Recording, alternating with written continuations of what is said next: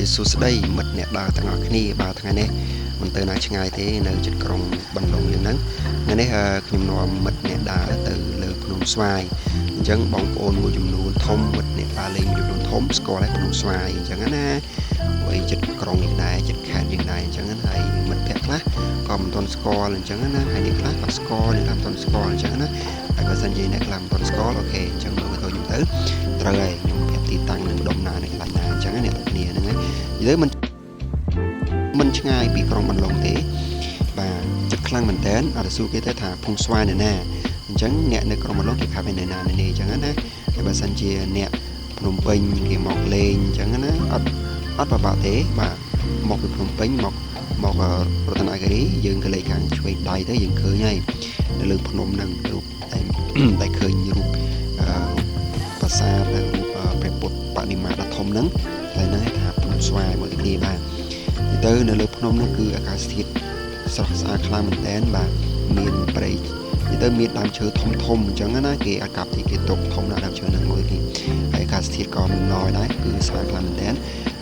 ទៅខ្ញុំទៅនឹងខ្ញុំទៅពីថ្ងៃមួយនេះបើសិនជាទៅពេលល្ងាចគឺអែមខ្លាំងមែនតើវាខ្យល់អាកាសស្អាតហើយមនុស្សក៏ច្រើនដែរតែនេះខ្ញុំទៅពីថ្ងៃជារៀងក្តៅទេមួយគ្នាបាទក្តៅឡើងអាលៀកមួយគ្នាតែមិនអីទេបាទមកពីលើឃើញទេសភាពស្អាតខ្លាំងមែនតើហើយឃើញក្រុងបន្លុងទាំងមូលតែម្ដងឃើញស្អាតខ្លាំងមួយគ្នាបាទអញ្ចឹងគឺស្អាតខ្លាំងមែនតើលើក្រុងបន្លុងក៏ដូចជាកន្លែងកំសាន្តផ្សេងៗក្នុងខេត្តរតនគិរីមានការអភិវឌ្ឍច្រើនបាទមិនថាភ្ញៀវមិនថាមរមណីយដ្ឋានទេសចរដូចជាជ្រោះបឹងហ្នឹងគឺលើគេរៀបចំស្អាតខ្លាំងមែនតើហើយនៅលើភូមិស្វាយហ្នឹងគេរៀបចំមិនទាន់ហើយនៅឡើយទេនៅអាចថាយ៉ាង 70% តែនៅ 30% អញ្ចឹងណា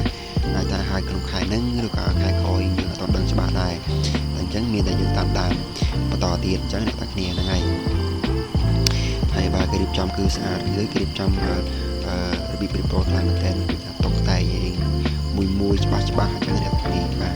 ហើយក៏អរគុណច្រើនសម្រាប់អរគុណច្រើនខ្លាំងមែនតើសម្រាប់ចៅឲ្យខេត្តបានរៀបចំខេត្តយើងឲ្យបានស្អាតជាងមុនអរគុណច្រើនខ្លាំងមែនសម្រាប់គាត់បាទអរគុណច្រើនមែនតើ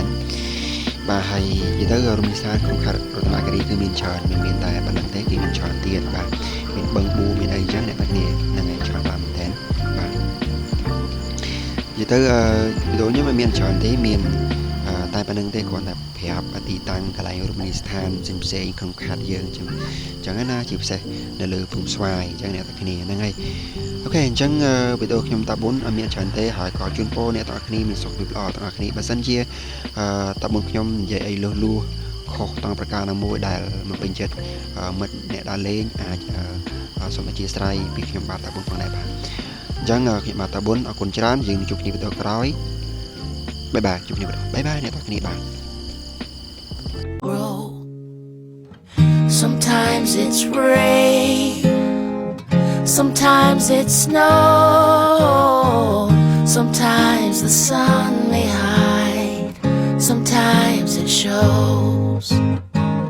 I'm just like that. I'm starting to own that life's a whole lot better when I